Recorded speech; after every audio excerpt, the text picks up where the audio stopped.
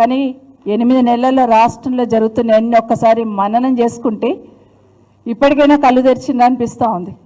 కేటీఆర్ గారు ఇమీడియట్గా స్పందించి క్షమించమని అక్క చెల్లెలను అడిగిన తర్వాత కూడా రాజకీయ లబ్ధి కోసం వారు ప్రయత్నం చేసిందనేది స్పష్టంగా అర్థమైన విషయాన్ని ఒకసారి మీ దృష్టి తీసుకొస్తా ఉన్నాను.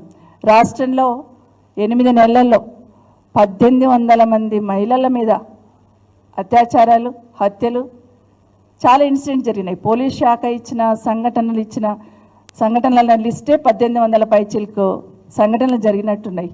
కానీ ఎక్కడ స్పందించినట్టు కనిపించలేదు మాకు. కానీ ఇప్పుడు మాత్రం మహిళల మీద మాకే గౌరవం ఉంది, మేమే మహిళలకు పేటెంట్ హక్కు, మహిళల చిత్తశుద్ధి ఉంది, మాకే ఉంది అనే లెవెల్లో మాట్లాడుతున్నారు. కానీ 1800 మంది ఇన్సిడెంట్ జరిగినప్పుడు ప్రధానంగా గౌరవ మంత్రివర్యులు ఇద్దరు స్పందించున్నారు, మహిళా మంత్రివర్యులు ఇద్దరు నిన్న స్పందించారు, చాలా సంతోషం. కానీ ఇదే ఒక అంధ విద్యార్థికి